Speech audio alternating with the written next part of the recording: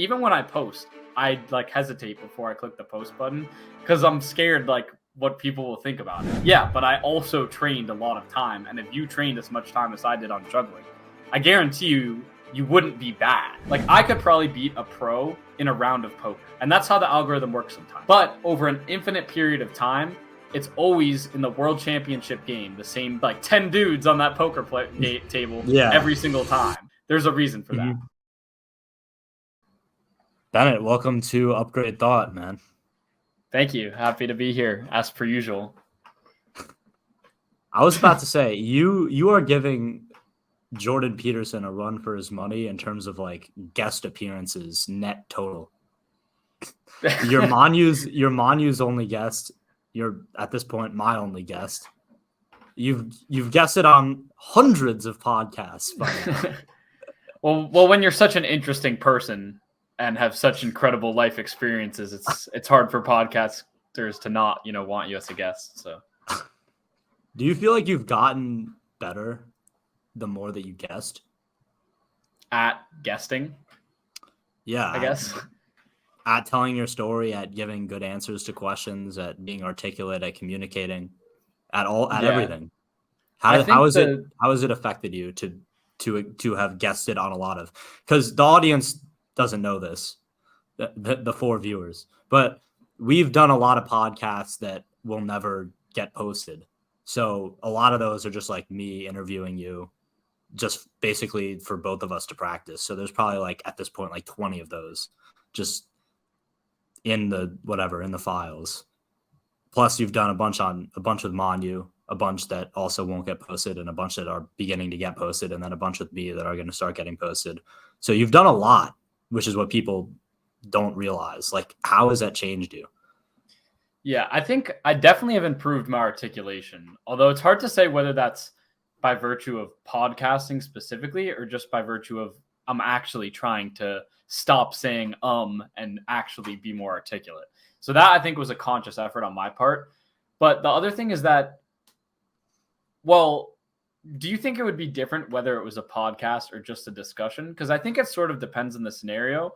But I think I have, to a slight degree, been able to hold myself in a more professional demeanor, because I feel sometimes that I should be more professional on podcasts, even though, it depends on the podcast. There's like philosophy. Should it be something that's completely casual, or should it be should it feel like a discussion with the person as if there was no camera, or should it feel professional, like you're trying to, write an essay or be informational in what you're saying? Yeah. Well, no, to one of those, to the point about like, would it be different if it were just a conversation? I think about that a lot, like, because it really does feel like the way we talk on a podcast is different than the way we would talk if there was no podcast. And I mean, some would say like that's a problem, but I don't know. I also do think that is, it really is debatable, right? Because there are some podcasts like Chris Williamson, for example, is like a podcast that I listen to a lot, and that functions a lot less like an authentic conversation than like Joe Rogan, who is just completely like uncensored, just authentic conversation. Whereas Chris Williamson is like, let's get straight to business, interview, whatever. But yeah, I mean, so far I feel like my style has been more of a formal interview, which I am trying to work on. I am trying to like get the guests to feel a little bit more comfortable and not like they're just being interrogated on camera. But given that, I mean, the style that I've done so far, it is definitely different than a conversation, to answer that question. So I don't know. But then again, when you do it with Manu, that's probably so I don't know. Like, I don't know. What do you think? Do you feel like when you're talking on a podcast, it tends to feel different than a conversation, or is the only difference that you're being recorded, or is the content of the conversation actually different? Well, I'll say this. I definitely think no matter what, when I go into a podcast, I'm always there to discuss ideas. And there's like is it the Aristotle quote or something? He was like, bad minds discuss people, average minds discuss events, great minds discuss ideas. And I definitely do think in terms of conversation in a normal social setting, it might be ideas. It probably will be, honestly, but it definitely won't necessarily be. But on a podcast, the likelihood that I'm talking about a person or an event is like far lower than in a normal social setting, I think. And I think talking about ideas is probably the highest form of conversation you could have. So I do think the most philosophically viewed way to have a discussion. But I also think, well, it's interesting you bring up the podcast differences, because I completely agree. Like, there's, like, the Joe Rogan just 3-hour discussion route, and then there's like the Chris Williamson like informational, like cherry picked questions route. And I honestly view that type of podcast as more of like an audiobook, which neither one is better or worse. They just have different places in how I'm feeling and what I'm trying to get out of what I'm seeing. Like, if I wanted to, extract all of Andrew Huberman's scientific genius, I would much prefer a Chris Williamson podcast than a Joe Rogan podcast.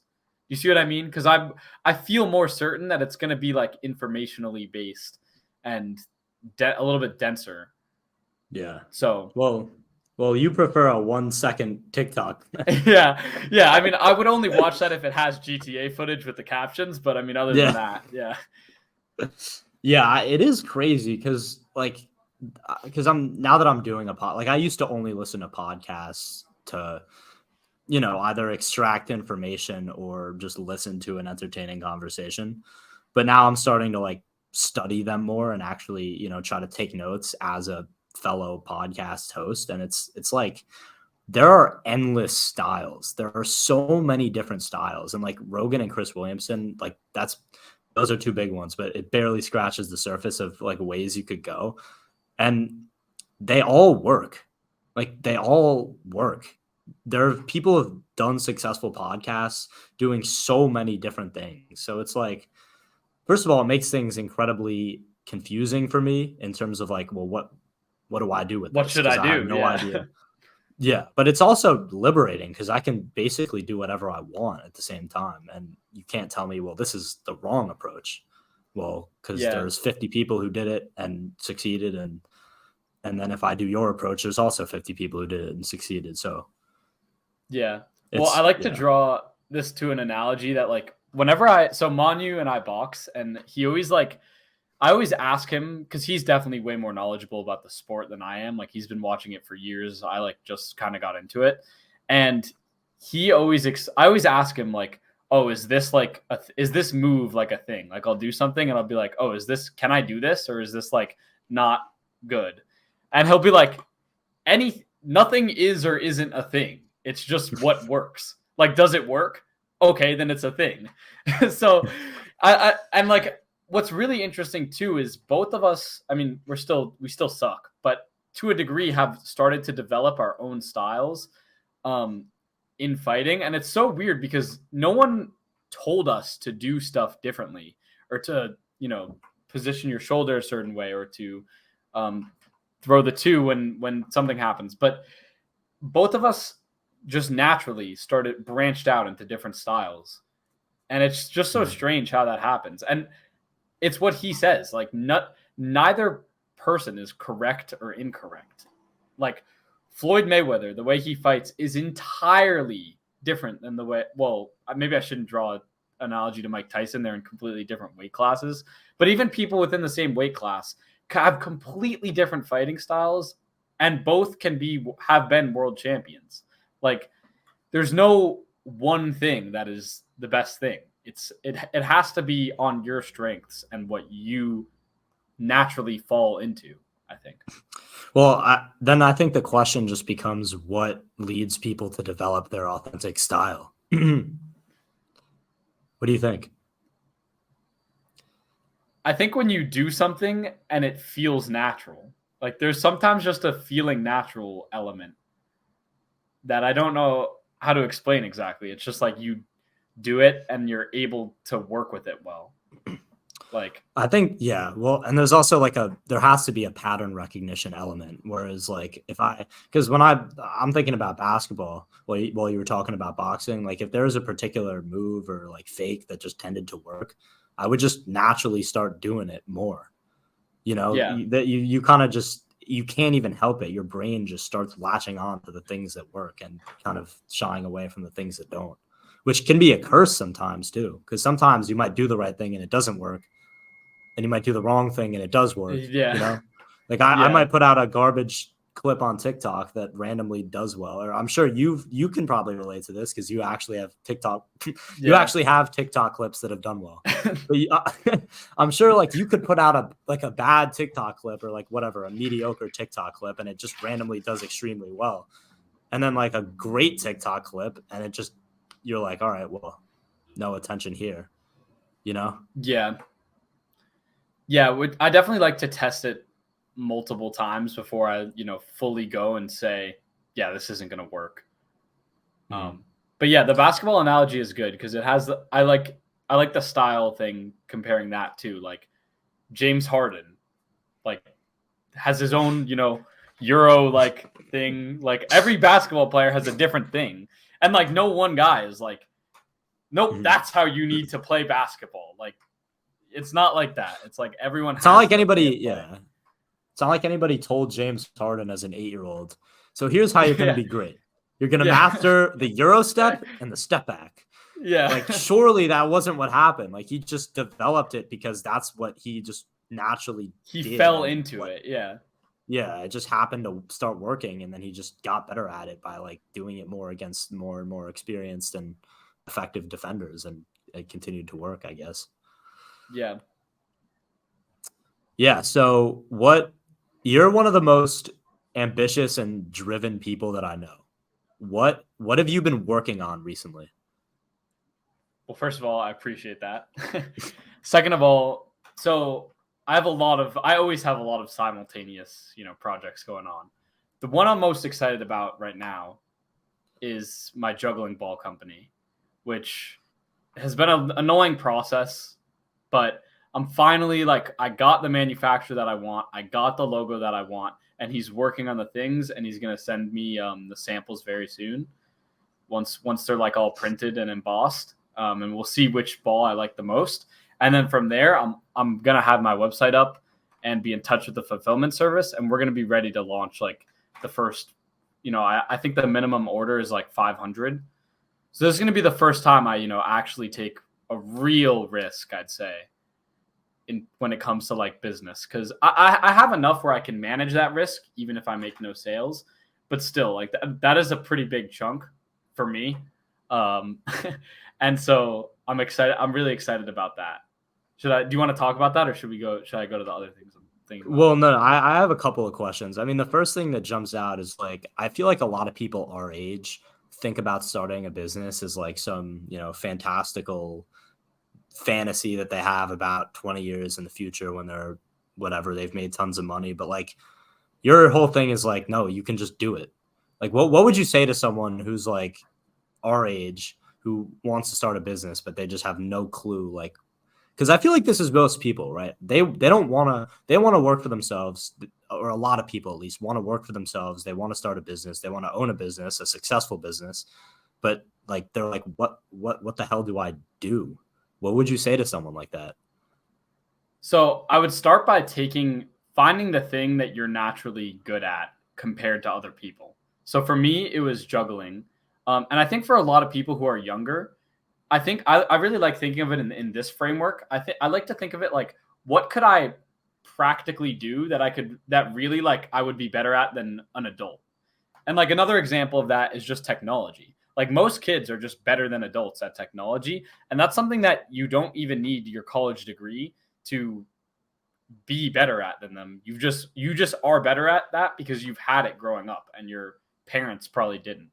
And I guess I kind of combined those two things and started a social media. But like, let's say you have a business idea, kind of, but you don't know like how to start without money.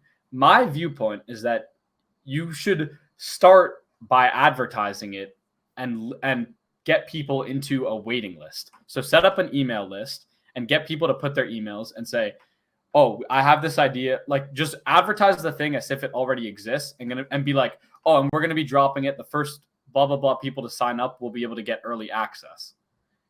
And then you can test the idea and see if it actually works. Imagine you do that for like a couple months and no one signs up for your email list. You're glad that you didn't dump 10K into that idea now, right? Like, yeah. So my view is that a lot of people think entrepreneurship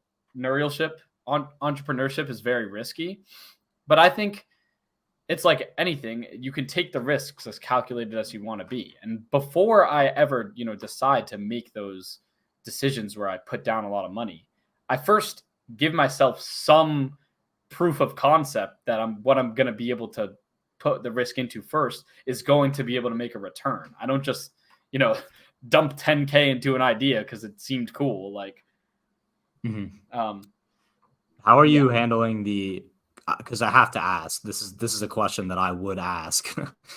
How are you handling the psychological challenges of taking on this risk and having no idea what the fuck is about to happen?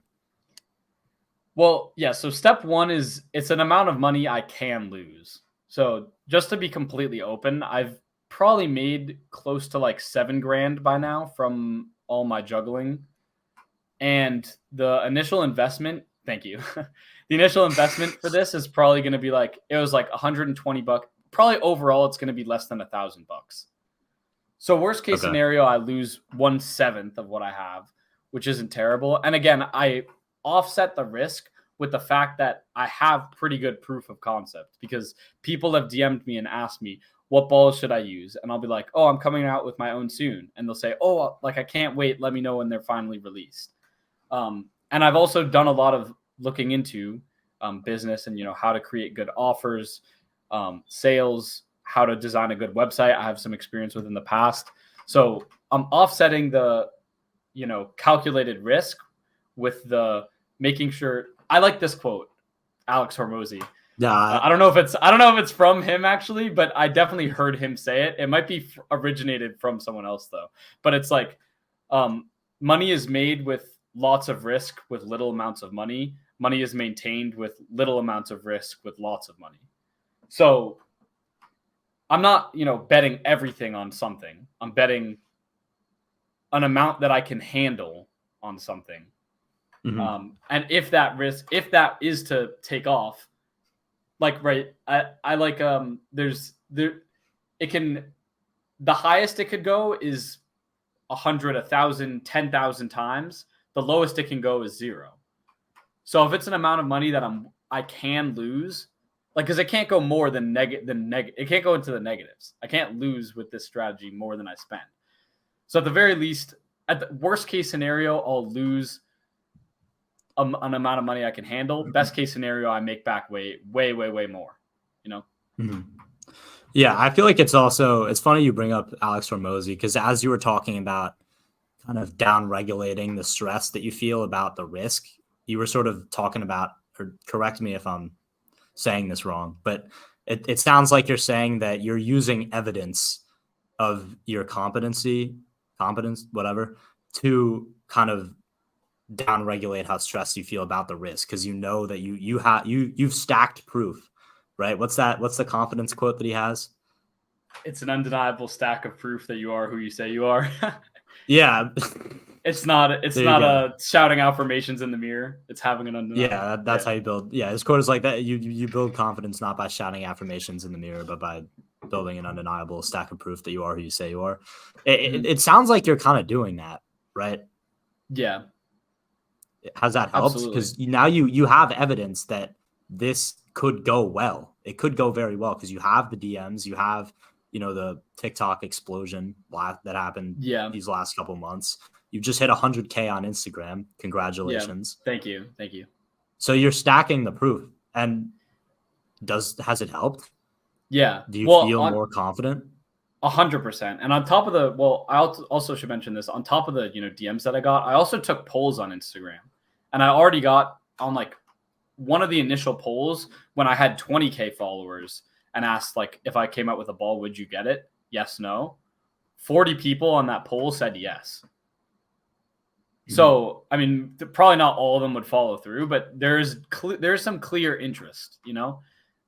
So that's another shred of proof. And yes, the proof is I would not be doing this if I didn't have evidence-based reasons to believe that this could work. So it's 100%. It's the reason that I'm doing this. It's not because want to take a risk. It's because the evidence has made me believe that the risk will pay off and is worth it, and I can handle the loss if I lose everything. Like, dude, what's in you to chase these ridiculously ambitious goals at such a young age? Like, why? What is it about you? So what's in it is that I have to. Here's what's in it for me. It's funny. I was actually thinking about this right before I came on. Is that my most valuable asset is my time, and if someone could pay me $1 trillion, but out of the day I only get like 1 hour free to not work, I wouldn't do that deal, because my goal is to set up sources of income which are independent from me working, because I want to be able to work because I find it meaningful, and I want the security that if everything goes south, there's still going to be money coming in regardless of what I do on a day-to-day basis. And so that's extremely important to me. And it seems to me that the earlier you can figure that out, the more of your life you can not give up. So my goal is to figure that out as early as I possibly can, in whatever means it is. Well, you know, keeping it somewhat moral and not destroying my long-term reputation, but through something legitimate, and doing that. That's really my goal. And also, you know, the reality of, so I'm a sophomore in college right now. I'm going to be turning 20 soon, which is mind-boggling. I can't believe it. But like, the reality is that what happens after college is you either go to grad school or you go join the workforce. Like, that's what happens when you graduate college. And I'm very fearful that if I don't do anything, that I'm going to be stuck there. And that fear really drives me. Like, every day in college that I'm not making enough money to replace a full-time job passively, or at least scalably, I am like getting one step closer to being stuck there. And I'm like very scared of that. And so it's very urgent to me that I accomplish these things. Makes sense. Although I feel like a lot of kids have that same line of reasoning, though. No? I mean, don't you think a lot of people want to work for themselves, retire as early as possible, spend as much time as they possibly can doing something meaningful? Like, so why are you working so much harder at your side hustles than, like, because you're actually doing things to make sure that happens. And I see a lot of people who have said that, like, they have the same goal, but they're not really doing anything to make it happen. Like, so are you just a doer? Is that what it is? Like, what's the difference? Why are you doing more than they are? It's a good question. For one, I think I'm literally just more scared of working. Like, that's definitely possible. I think I've really tried to imagine myself like in an office job, and just like, when I think about that, I get like stressed out. It just feels like an absolute dooming that would happen to me. And I get really scared of that. And then two is, I think I've spent a lot of time overcoming my fears of, I always say this, but I always have been like, I'm not scared to post still. Like, even when I post, I like hesitate before I click the post button, because I'm scared like what people will think about it. It's not like I'm immune to that, but I don't view that fear. It's not non-existent, but it's just not important enough to justify not doing it. It would be like if you had to save your family and the only way to save them was to post on TikTok. Anyone would do it, even though they would be scared. Like, they would still do it because that's just more important to them. And so for me, it's just too important to let that fear stop me. Dude, on that same note, it's crazy. I want to tell this story. So like posting my podcast on Snapchat I don't know why it was so scary to me, but like the actual posting of the podcast on Apple Podcasts, that was easy because I knew nobody was listening anyway. But marketing it to my friends like on Snapchat and posting it to my story, that terrified me. I don't know why, but it terrified me. And the day that I finally was like, all right, fuck it, I'm posting this on my story. I can't have this, like, I can't bottle up this fear any longer. I posted it, and then on that day, I just felt like I was the most secure person on earth. Like, I had no insecurities for like a day. I was like, wow, like I just got rid of every like all this insecurity that I've been like containing inside of me. It's all gone. I feel fine. And then the next day I went back to being scared to post on my Instagram, which I still haven't done. So it really, like, it doesn't go away. Like, even after, like, I thought on that day, I was like, wow, am I, like, I'm fearless. Am I cured? Yeah. Yeah. Am I cured of insecurity? No. The answer is no. I was cured for about a couple hours because I was proud of myself for facing my fears. And then you wake up the next day and you're, so like, I don't know, dude, I don't really think I'm ever going to not be scared to post, especially in front of people whose opinions that I really care about, like my friends, you know? Well, and in front of people whose opinions you don't care about. Because I still think about people who don't matter when I post. It's crazy. Yeah. It's so crazy. Yeah, it's so weird. Like, why? Like, the most random people are just popping into my head. Like, I did the Hormozy exercise where I wrote down people's names who I was like scared, whose like judgment I was fearing. And it was like, why is this person on my mind when I'm thinking about like how did this dude show up on the list? What the yeah. Yeah. Like my life, and then this random person who I'm never gonna speak to again. Yeah. Somehow I'm compromising my life for this random like, how does that work? Yeah. But somehow it happens. Did that exercise help you? I'm curious because I haven't done it, but I do it mentally, but I didn't literally physically write it down. I'm not gonna lie. As much as I love Hormozy, no, it didn't help. The only thing that helped was just doing it. Like I know that's poorly articulated, but the only way, in my opinion, after thinking about this a lot, because I really have thought about it a lot, because there was a long period of time where I was just terrified about should I. Yeah. Should I start this podcast? Are people going to laugh at me? Are people going to call me cringy? Like, really the only way to, in my opinion, to like get over those fears is to just separate my thoughts and feelings from my actions.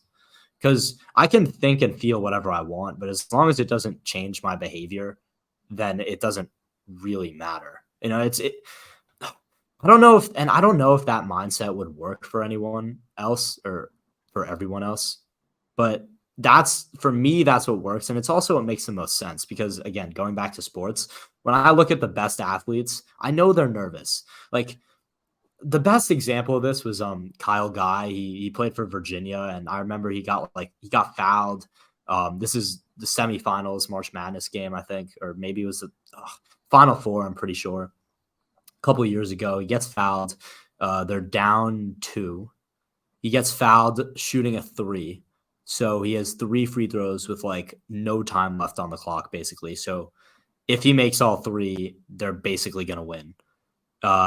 He hits all 3 free throws and they interview him. Like, so everybody's going crazy. They're going to the finals. They interview him after the game and they're like, what's going through your mind when you're at the free throw line? And he was like, I was terrified, you know? Yeah. It wasn't any bullshit where he was like, yeah, you know, I trusted my work. Like I knew all 3 were going in. Like, I didn't even see the crowd. Like, it was none of that. He was like, I was terrified. I was scared. Yeah. Yeah. But luckily, like, I was able to make them, and I guess the work paid off, or he said something along those lines. And to me, that interview just goes to show that what separates the people who are able to perform regardless of their emotions versus the people, or maybe let me rephrase, what separates the people who are able to perform under stress from the people who don't is not the emotion that they're feeling. It's the action regardless of the emotion. Right. And I think it's the same thing with feelings of insecurity. Like, I'm sure that the top podcasters are probably a little insecure when millions of people are watching their posts, but they do it anyway. They keep it up. They continue to be consistent. I think that's what it is. I think it's just that they dissociate feeling from action, you know? Yeah. Well, can I make a good recommendation then? Because this beautifully bridges the idea of what you just said with the ideas of atomic habits and nudge, I guess, is that I would do this if I didn't change the music of my video depending on what's trending. What I would do if I were you is I would schedule out, come up with all your different shorts that you're going to market it like for a podcast, and then schedule out like one every day or two. And then it's scheduled. And literally that means regardless of how you feel, it will be posted.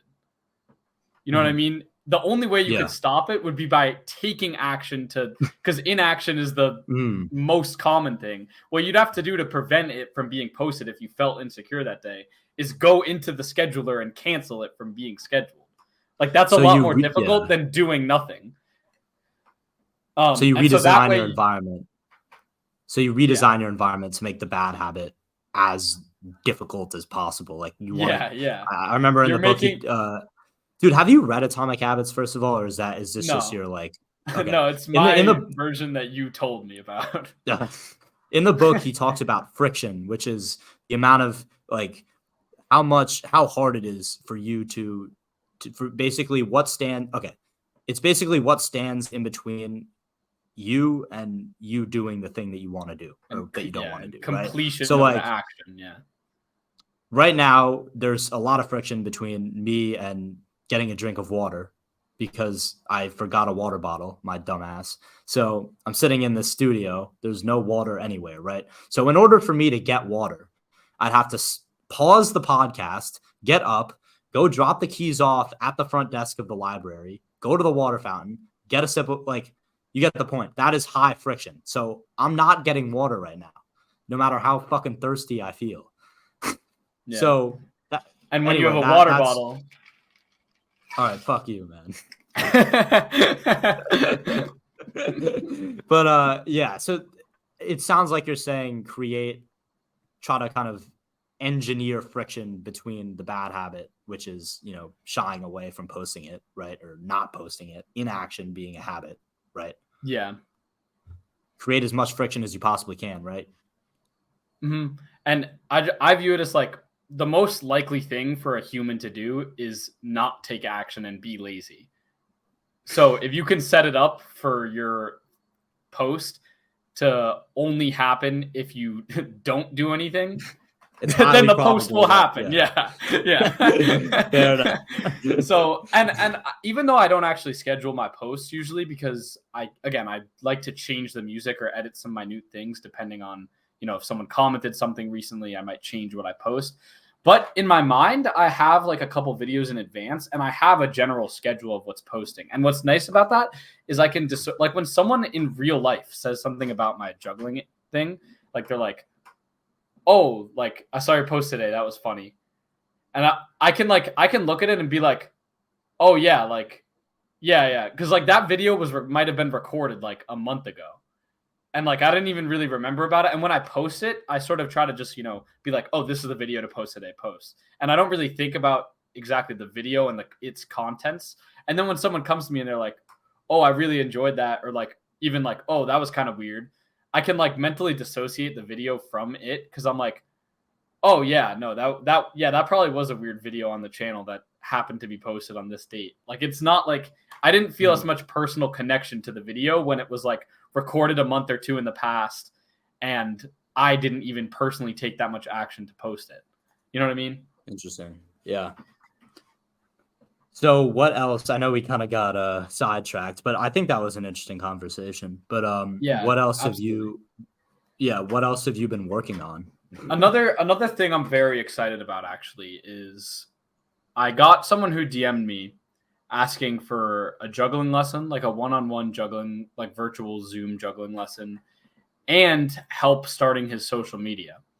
And you'll find this very interesting because it relates to both of us, is that he actually is very his main thing is basketball apparently, but he actually, and he which you might even be able to help me with this. He has like examples. He's like, oh, I kind of wanted to do some of these like basketball tutorials that I've been seeing online. So I might actually ask you to send me some good ones that you saw. But he was like that. And what he said is he started juggling recently and found that like he really found that like it's an awesome thing because he feels like it applies to more than just juggling. It applies to life because, you try things. It takes a lot of attempts to get a trick, but when you finally get it, it's really satisfying in the end, etc. You can progress over time, that sort of message.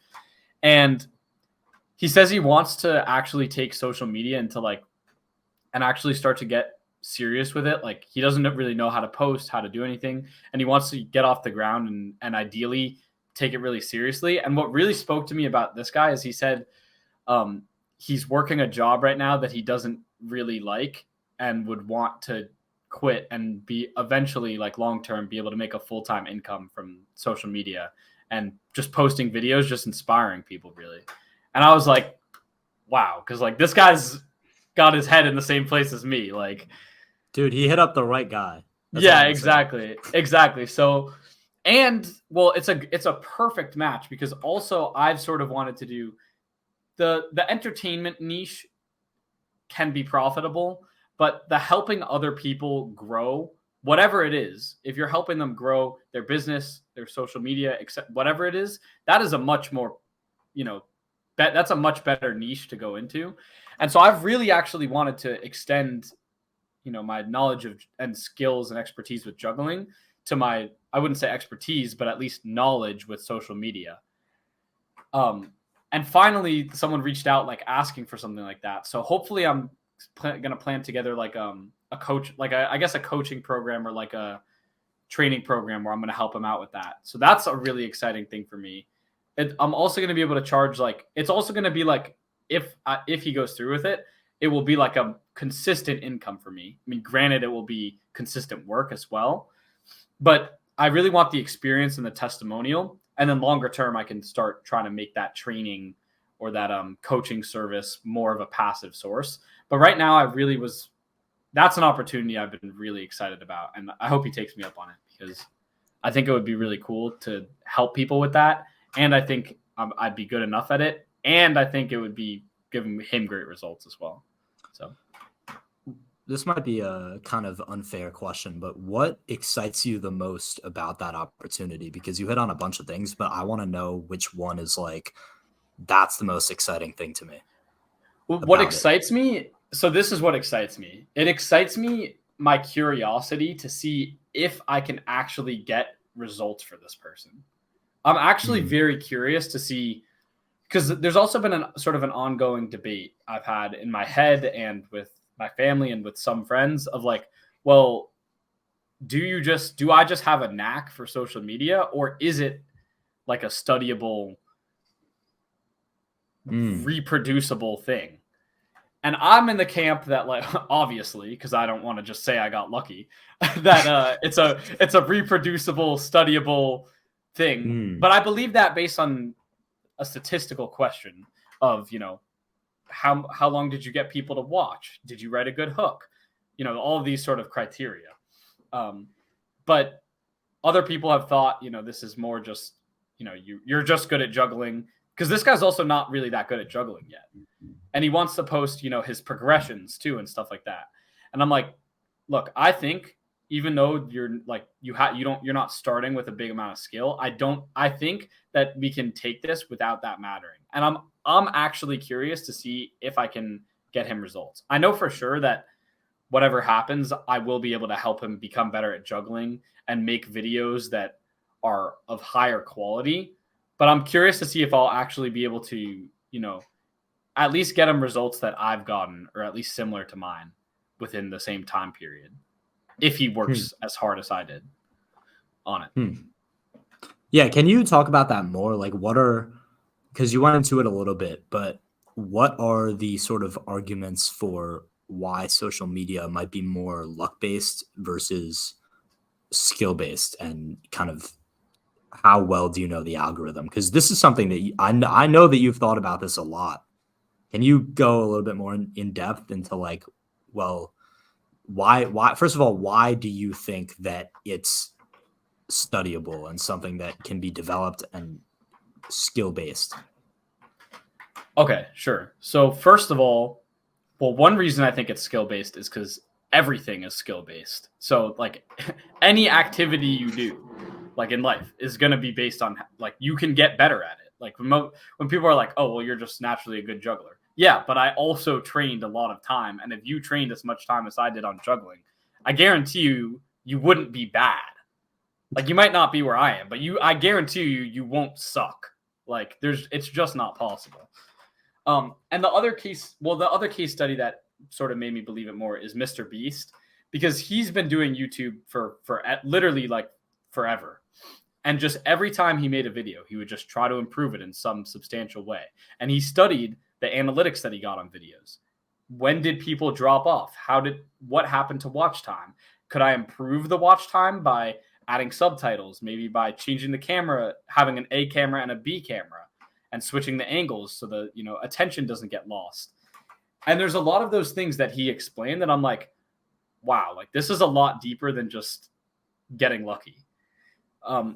And we definitely talked about this last time, but this is my complete view of social media, is that I think if you reset the playing field, in general, the same basic creators would pretty much rise to the same spot, which is, I like to really conceive of this as like a poker analogy, which is like every player in poker, like I could probably beat a pro in a round of poker if I get a better hand than him. Like most likely, if I got a better hand than a table of pro poker players, I would win. And that's how the algorithm works sometimes. It just favors videos that for some reason or another.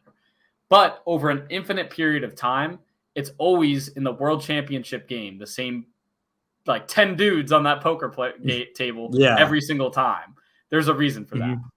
Yeah, my roommate was telling me, I haven't seen the movie Rounders, but supposedly there's a quote, which I just Googled. It was like, why do you think the same 5 guys make it to the final table of the World Series of Poker every year? What, are they the luckiest guys in Las Vegas? Yeah. Which is like, yeah, that goes perfectly with what you're saying. Yeah. And so, yeah. So, yeah. Is that, okay, here's another thing I actually wanted to ask about, because I don't know the answer to this. I don't know the answer to most of these questions, but this I'm genuinely curious about. So first of all, tell the audience about your productivity time blocker. Second, okay. How has that been going? Okay, good question. So the productivity time blocker is basically, I made this Google sheet where it's literally every 5 minutes is a block. So I have it, my life, nailed down to every 5 minutes of the day.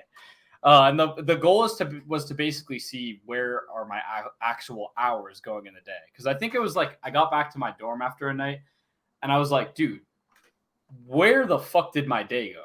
Like, what happened? I don't even remember what I did. Like, I was like, did I do anything productive or not? I literally just was like, I felt like I woke up and then like an hour later, it was like 12. And I was like, how did this happen?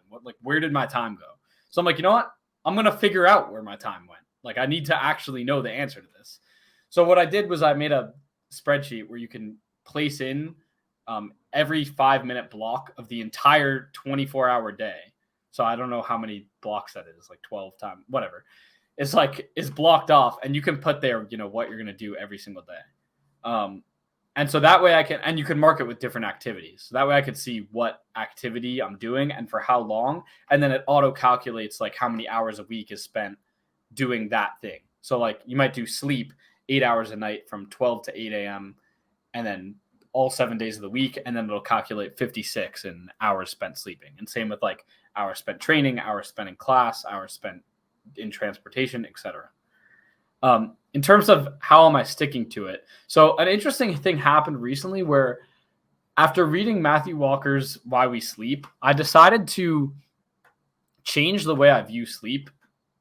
Instead of viewing it as getting into bed at the same time every night, I viewed it as waking up before my alarm every morning.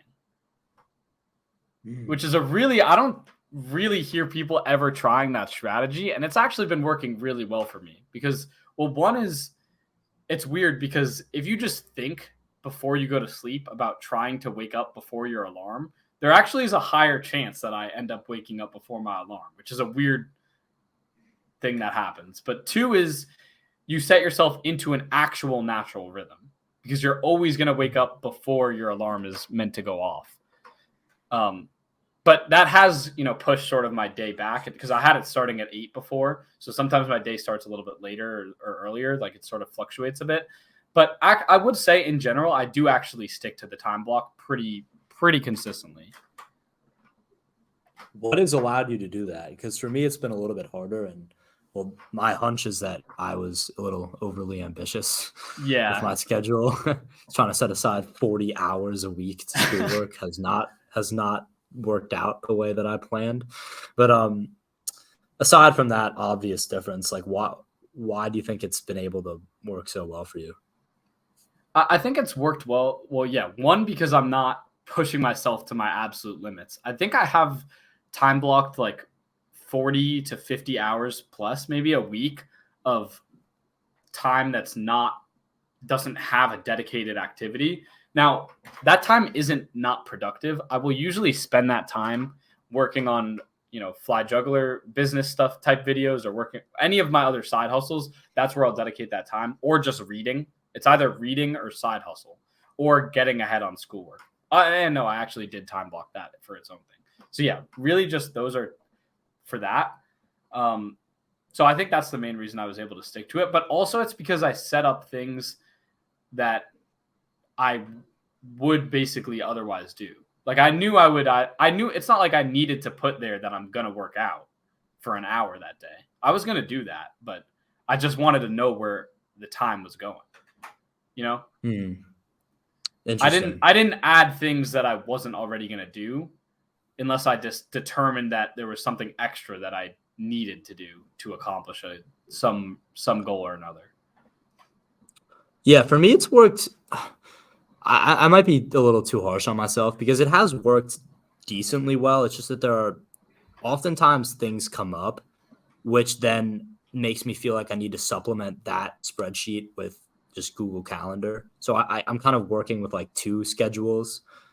I don't know. I mean, so how do you work with that? What if something just comes up that is completely out of your control and, kind of changes the way that your schedule looks by necessity? Yeah, so I do cut myself enough freedom to generally be able to handle that stuff. That's why I think your schedule was a bit harsh. You should account for things coming up. Like when you came over for the weekend, for example, I just decided to not do boxing. So there's some times where I do have to give stuff up due to the pleasures of spontaneity. But other than that, I feel like I'm good. Pause.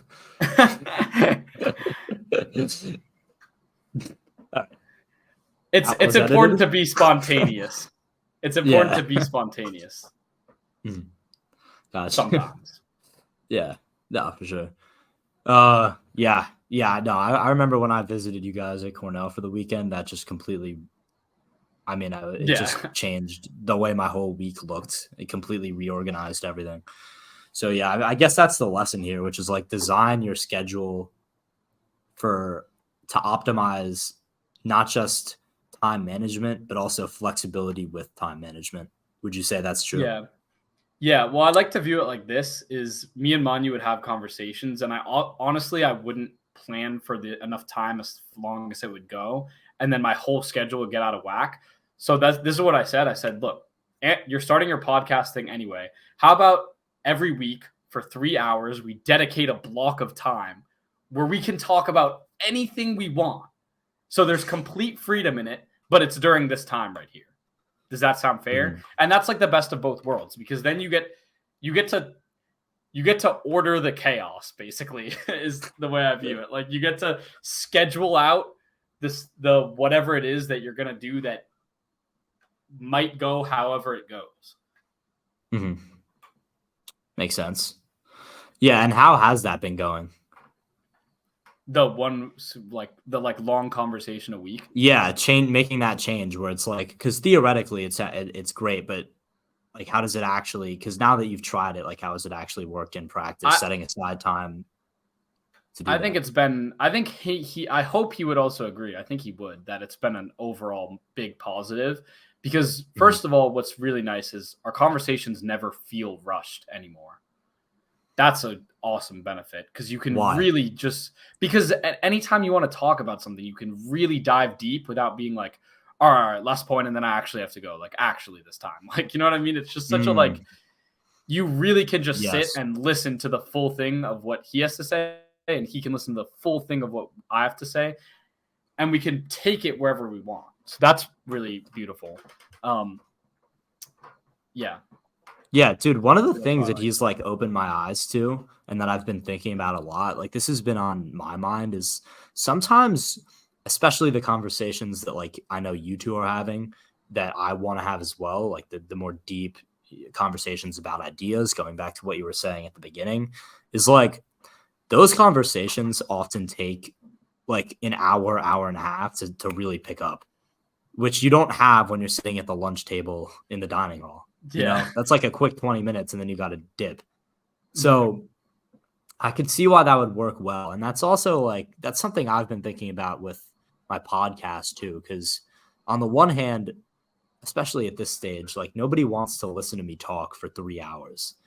You know, I'm not at a Rogan level, but then again, the episode might be better. It might be significantly better if it's longer. So I don't really know how to like navigate that challenge because if the conversation doesn't, especially, well, on the other hand, I'm also trying to be, you know, respectful of the guest's time, but it really is a dilemma though. Cause I remember being on the phone with him and he was like, yeah, I won't talk to anybody if it's under an hour. And I was like, well, you might be missing out, but I think he does have a point, which is that like, if you're doing it under an hour, you're also missing out on having all that extra time for the conversation to like really pick up. You know, I don't know. What are your thoughts on that whole dilemma? I think if you talk to people for 2 hours and you only ever posted the second hour, you would have a much better podcast than if you only ever posted the first hour. I 100% agree that.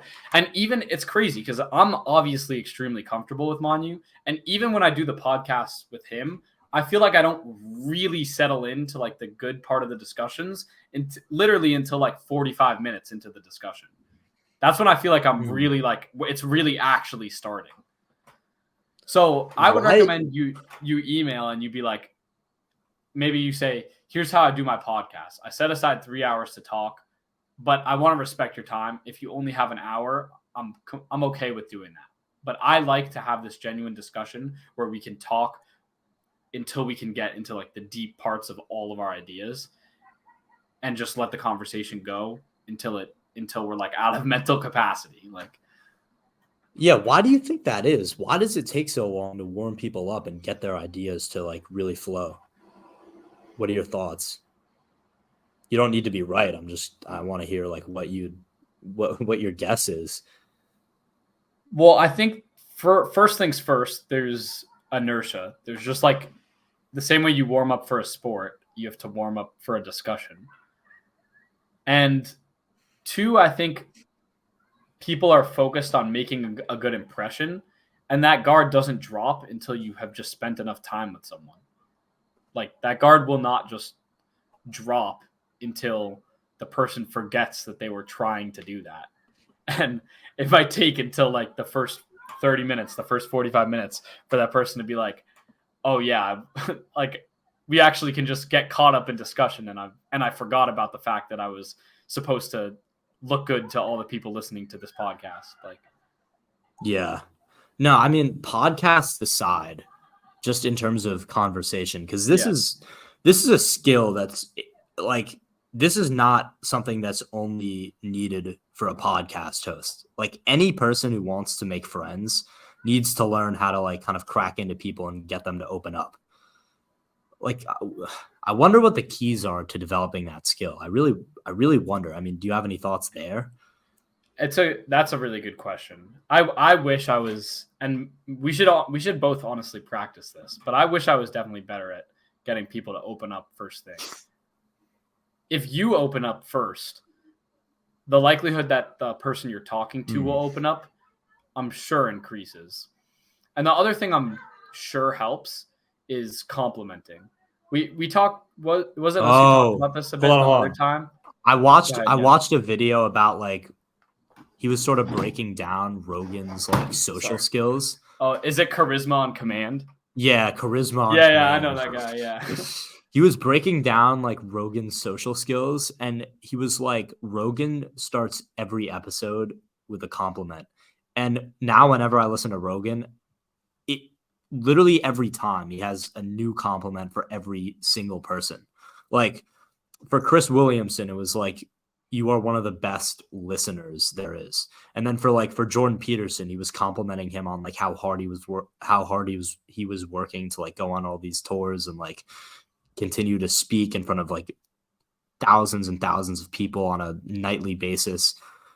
So like these are compliments that like when I put myself Jesus Christ, when I put myself in these like people's shoes, I feel like I would definitely open up more if someone said that to me at the beginning of an episode rather than like, so what do you think of this, Phyllis? Which is, I think that's my problem as a podcast host, which I need to work on fixing, is like I'm trying to squeeze out too much too early, if that makes sense. Mm-hmm. Like you might be better off spending the first 40 minutes buttering them up, and you could squeeze out more in the last 20 minutes than if you tried to squeeze out in the entire 60 minutes. But that's really interesting. I didn't realize that he starts every episode with a podcast. I saw a similar Charisma on Command video. Episode with a compliment. Yeah. There you go. That was the first time you did that, I promise. Okay. I'm glad. I would have been sus if you didn't correct me the other time. So yeah, exactly. That's good. I saw a very, I appreciate that. I saw a very similar Charisma on Command video. It was like examining Obama. And it was crazy. Like Obama had like a 5-second interaction with this guy and like swooped in 4 compliments within like the 5-second interaction. It was crazy. Like, and it was so natural too. It didn't seem like crazy. What's especially weird about that scenario is that Obama's under no obligation to be the guy complimenting other people, right? Like he's the obvious position of authority, the guy who like can pretty much say whatever he wants, and it's not, required on him to butter other people up, really. But he goes into like this. He was meeting a guy, it looked like, and he was like, "Hey, my man!" Like compliment 1. He calls him. He like masculates him, and then he's like, "You are looking fresh in that suit, brother." And it's like so 2 and 3 because he says, "Look as fresh in the suit," and then calls him brother, which equates their position, even though he's the president and the other guy's a Joe Schmo. And like it was hilarious because it was just like this dude is just naturally like, I'm sure he didn't even think about doing that. Like I'm sure it's just built into his personality by now to like make other people feel good about themselves when they see him. No, that might have been intentional. Like maybe he was trying to mold the power dynamic in a certain way because this dude's the president. Like unless he does that, there's going to be a sort of metaphorical like looking up to him, you know what I mean? Because this is the most like powerful man in America talking to Joe Schmo, as you put it. So like unless he's extremely good at molding the power dynamic in a way that makes 2 people feel equal, then the interaction isn't going to be what somebody would want it to be. It's not going to be optimized. Did you have Mr. Green? No, I did not. Do you know who he is though, or no? He was like the Irish guy who was an English teacher. I've heard the name. I just don't know.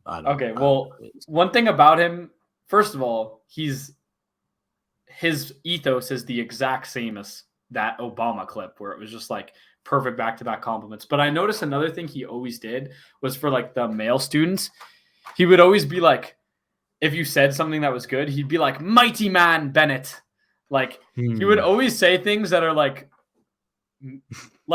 the worst feeling for a guy, I think, is being emasculated. Therefore, the best feeling for a guy is being masculated. I don't know if that's a word, but no, we know what you're saying. The point is, I'm certain, like, so many people viewed him, including myself, as like one of their favorite teachers or their favorite. And I'm absolutely certain that literally just weaving that into class discussions is just helping that. And well, there's another interesting aspect of this. We don't have to get into this if you don't want, but I find it very interesting is like, well, to what degree then is that manipulation? Or to what degree is that just like, because he didn't have to give the compliment. Like, he's deciding to.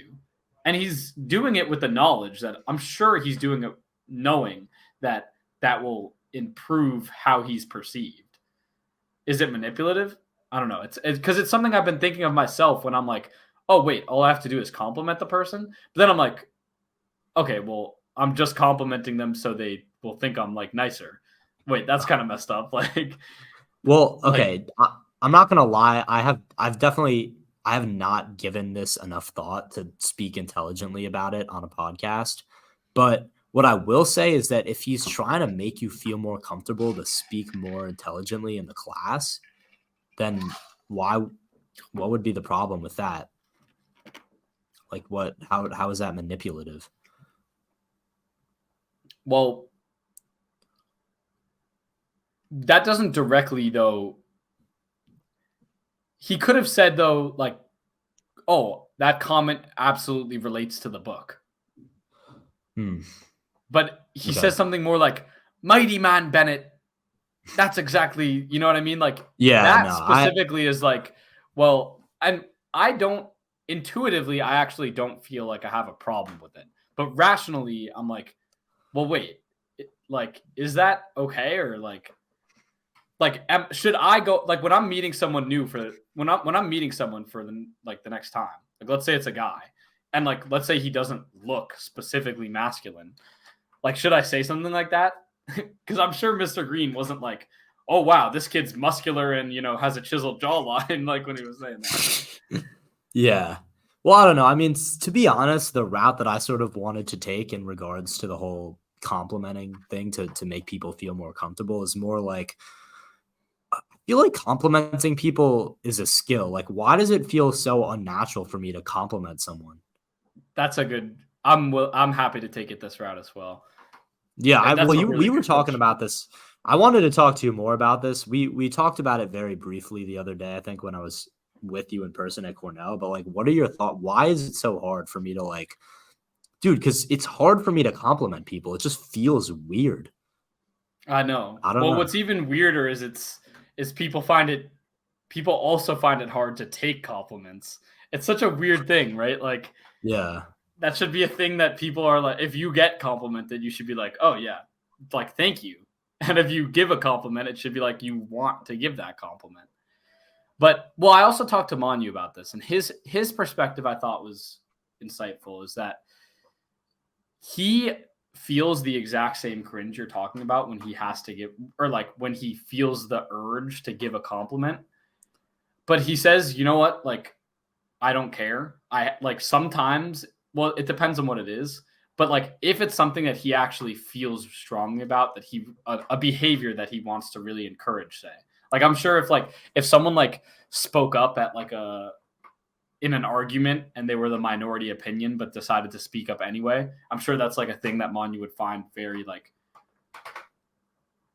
within his values. And he would probably go up to that person after class and be like, dude, like, this is going to sound weird. Like, it doesn't matter. That was awesome. Like, thank you for doing that. You know what I mean? Like, I think when you have that true, it's like morally wrong to not let that person know that they did a good job if you actually feel strongly that what they did was value-wise an important or the right thing. Yeah. I don't know. Part of me wonders if it's like a gender thing to some extent.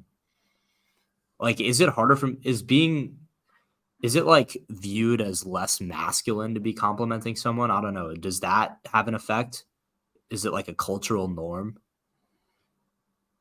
Because I noticed that it's very easy for girls to give compliments to like other girls, but it's extremely awkward for me to give compliments to other guys. I don't know. I wonder if Yeah. that plays some sort of role in this issue or Well, challenge. there's a funny quote about that. It's like girls compliment in public and then like roast each other in private, but guys roast each other in public, but then compliment in private. Like if you look on a girl's like Instagram, all the comments will be like gorgeous, oh my god, blah blah blah. But if you like look at what's happening with the gossip, it's like I hate that. We Blah don't blah blah even. blah. Yeah. Yeah, Yeah. A bunch of words you can't say. Yeah. But on the flip side, it's like if a dude's with another dude, it's just going back and forth, like shitting on each other, roasting, hairline jokes, like all this shit. And then the second things that would traumatize, things that would traumatize any sane man. Yeah, and then the second I'm talking to you, I'm like, man, like Manu's perspective is really interesting on this. Like, you know what I mean? Like, yeah, exactly. That's so. And then I'm with him, and I'm like, okay, boxer, like, okay, Mr. Ali, like, you know what I mean? Like, that's the sort of stuff that slides in that. So, dude, but why is that? It is an interesting question, but I'm still so. It makes me think that. Well, there's another aspect. The gender thing is an interesting aspect, right? But I've also heard stories of like guys receiving a compliment and from a girl especially and like never forgetting it. Like I remember seeing like I think it was a Reddit post. He was like, I took a risk. I decided to like, grow out my facial hair. And then like one day I was walking back to like my dorm and a girl complimented me and said it looked good. And he was like, and I haven't, I haven't like shaved everything off ever since. Like since then he's kept the facial hair look. You know what I mean? Just one compliment was enough that he decided to never go back. Yeah, maybe it's because guys probably just get complimented so much less because I think so. Other guys aren't complimenting them. They're just gonna roast them. And yeah. Girls certainly aren't complimenting them unless you're like unless you're literally like Zac Efron. Yeah. You're not getting complimented to your face by a girl who just walks up to you and says that. Yeah. So it's like, yeah, it's probably so much more significant. I don't know, man. It is an interesting thing. I really wonder why. Like, maybe it goes back to the whole power dynamic thing. Because for guys, I don't know. Maybe there's something about how for guys we're like biologically more inclined to do things for some sort of power. I don't know. Yeah. Well, if we want to get into like the biological, so once again, this is a reminder that this is a conversation between two people who have no knowledge about biology whatsoever and are just talking. But from what I can tell from the biological perspective, I think the argument would be made that like for guys, there's the dominance hierarchy is a much more important. The placement of that is significantly more important than it is to women on like future like chance of reproducing and survival. And so instinctively anything you can do to get a leg up on those things for guys would be, including putting other guys down, would be beneficial to themselves. And when you're looking out for your own evolutionary survival, it's a strategy that I think makes sense as long as it's not excessive, which is an important aspect, because if you roast someone and it goes too far, then you get taken out of the group because people will not like you but the flip side is also true.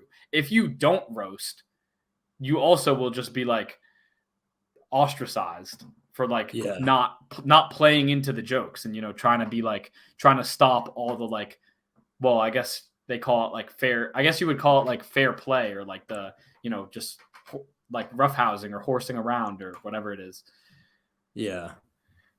I don't know. This is another thing. This just popped into my head. It's not directly related, but like I was talking to someone about this. So like I felt like in high school, I was a little bit more of a people pleaser socially than I am now. Like in high school, I was very cognizant of like what other people were thinking of me. And I was really trying to please them. And I kind of fell into that, like being a little bit too nice maybe, and never because as a guy, like, just practically speaking, like, sometimes it's just like you got to be a bit of a dick. Like, sometimes, just not like you don't want to actually be a bad person, but like sometimes if you have kind of an edge to you, people will like seek out your friendship a little bit more and maybe respect you a little bit more. And that I don't know if that's right or wrong, but that is how it works sometimes. And I don't know. Now that I'm in college and since it's so easy to make friends, sometimes I'm a little bit too I don't want to say I'm like a bad person or like a jerk or whatever, but I don't really people please at all. Like I kind of just I do what I'm going to do. Like I won't go out if I don't want to. I'm not going to go get food if I don't want to. I'm going to tell you that I'm studying right now. I can't eat. And I don't know, for some reason, like and I was talking to someone about this. I was like, okay, because someone wanted to hang out with me and I was like, why? And this is like this girl who lives on my floor who I'm like friends with. She wanted to do something with like me and some other people. And I'm like, why do you like me? Like I've been through that experience. Actually, what am I doing that makes you want to hang out with me? I'm always studying. I'm like low key a jerk. Like, why do you want to hang out with me? And they were talking about it and they were like, well, I don't know. I guess it's like a nice, I guess her friend was like, I guess she just likes the challenge. She said this as a joke, but dude, like, okay, this is another question I wanted to ask. Like, why are people like that? Like, what is it about a social? Because I've noticed myself doing the same thing. Like, there are people who are like a little bit of a jerk to me, and for some reason I like want their respect more. Like, I'm more incentivized to seek out their friendship. Like, why does it work this way? I don't know. I'm kind of having fun questioning all these weird social behaviors that people have. Well, it's awesome to like just be we're not going to answer it in this by the time we finish talking, but it's really fun to dance around this question. I think it goes back to what we were talking about when you came for dinner, and he was like, what makes someone attractive? And I said someone who will do what they were going to do regardless of if people will join them, because if you don't lead, no one will follow. And so if you don't have an activity that you will do regardless of if other people will come, then no one will become a follower of whatever activity you are. You won't be able to lead people if you're only ever going to do what other people are going to do. You have to be doing something regardless of if those people join you or not. And that's how, and that I think is objectively an attractive human quality, because literally it's going to attract people to doing that thing. Yeah. Well, now we have to talk about the counter argument and then your counter to that counner. So yeah. What's his name goes, okay, so say there's a person who comes along who's dead set on killing their ex. And nobody joins them, but they still do it. Is that attractive? So what's your response to that?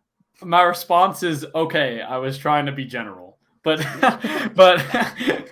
because like really, I'm trying to make one general statement. Like, let me get away with one thing, please. But the real response to that is actually, I would believe that people would actually find that person more attractive than someone who pretended they were morally right, but in reality, they were just a useless follower and they would just do whatever the leader said. I think people, and I think actually you can see this in films, especially like what girls are attracted to. I think we went over that thing, but like, what is the stereotype of what girls are attracted to? Pirate, vampire, billionaire. And like, if you bring this out into like actually what happens in like a lot of more modern films, it's like thug, prisoner, criminal.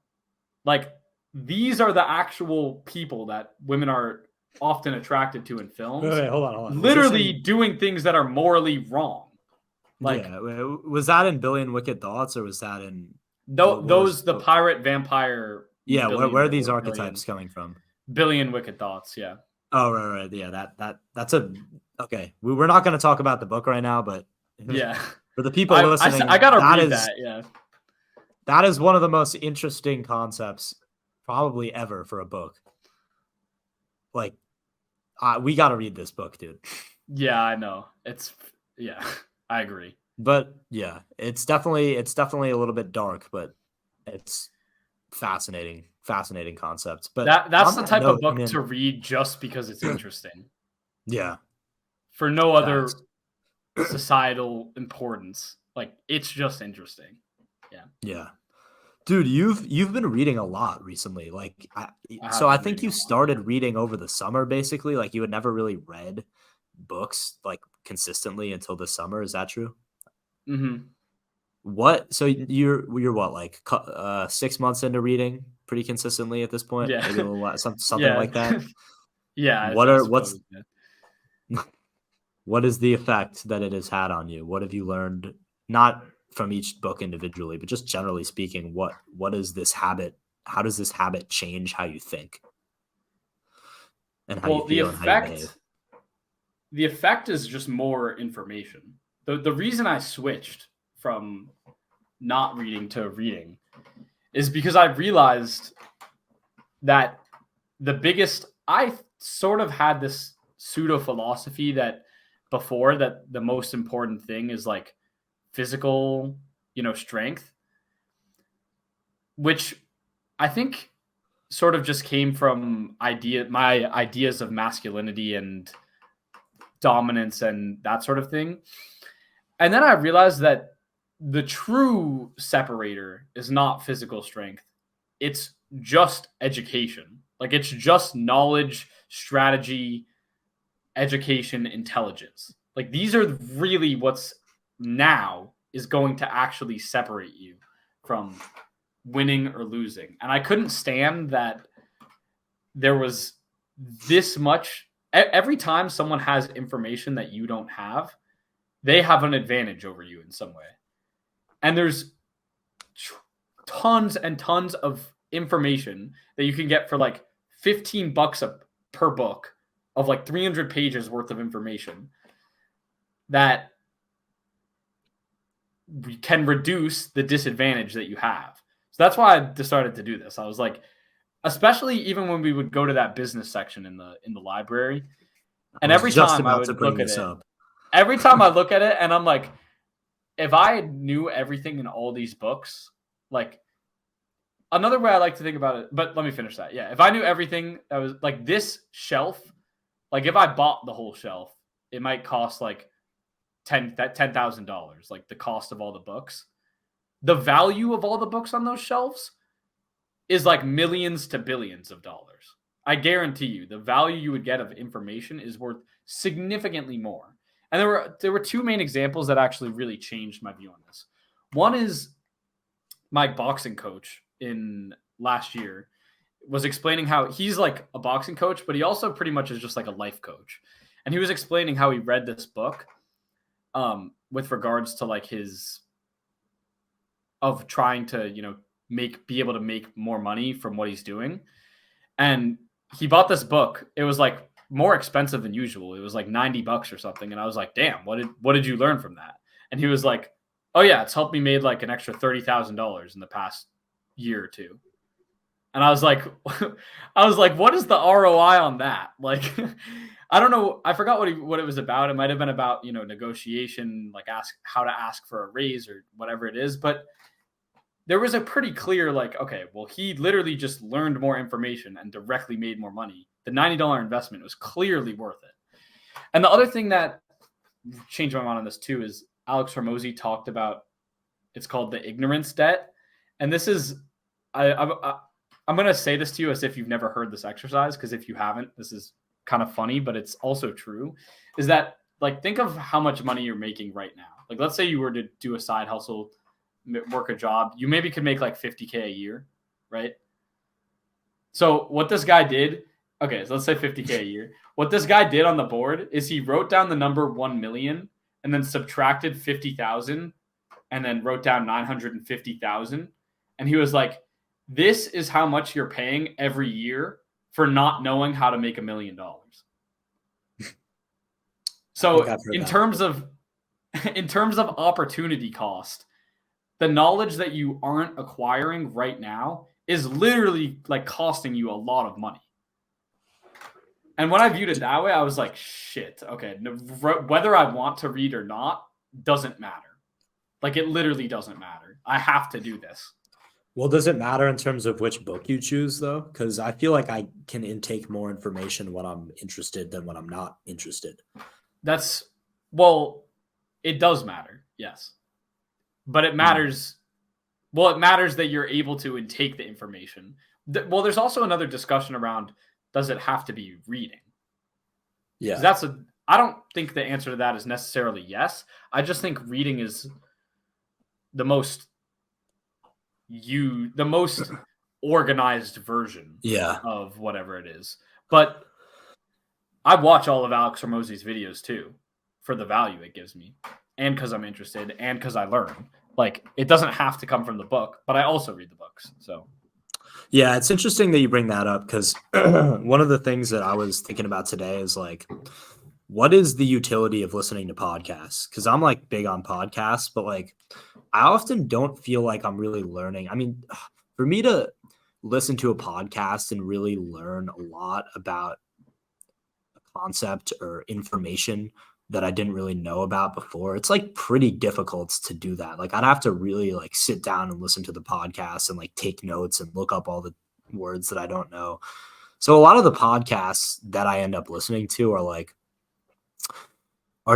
more story related and more like idea related ideas that I'm familiar with. So, which also brings up another question that I've thought about a lot, which is like, what's the utility of exploring a story? And this is Manu territory, but like, what's the utility in just learning about somebody's perspective? Okay, here's a good way to put it, because a lot of the times when I'm listening to podcasts, it's like it's kind of an idea that I know, or it's a lesson that I've already heard, but it's somebody's unique perspective on that lesson and somebody's unique way of framing that lesson into the context of their life as opposed to somebody else's life.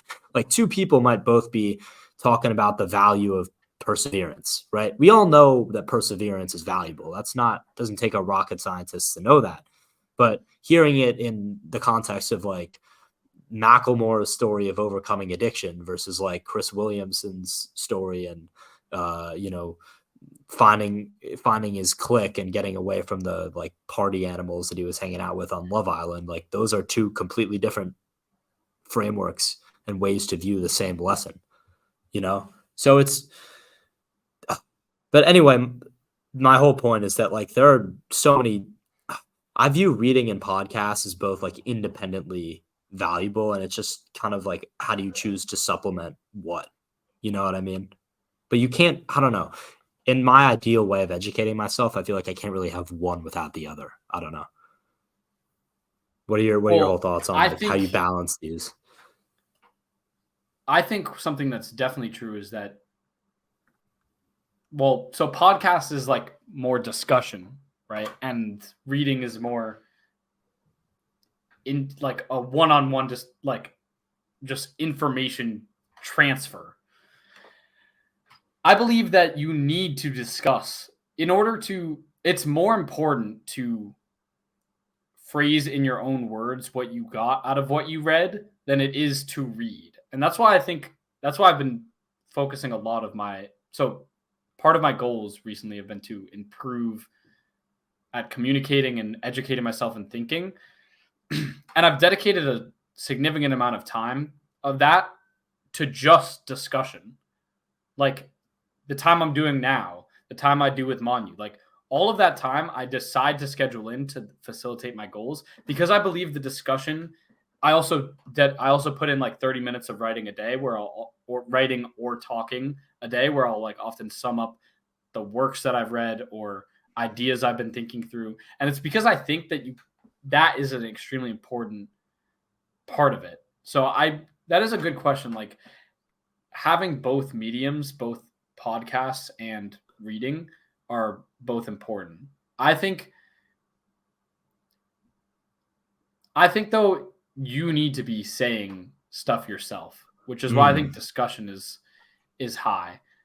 Yeah, for me, and writing, being in a discussion, and writing for sure. Yeah, I feel like writing is so important for me because I feel like it forces me to like I kind of view my thoughts as like a completely like disorganized puzzle of like they're just coming out of nowhere. Like I did an exercise once. It was like this Jack Lawrence journaling exercise, morning pages, where it's like 30 minutes. You just scribble down whatever your thought is for 30 minutes. No judgment. Just write down what's on your mind.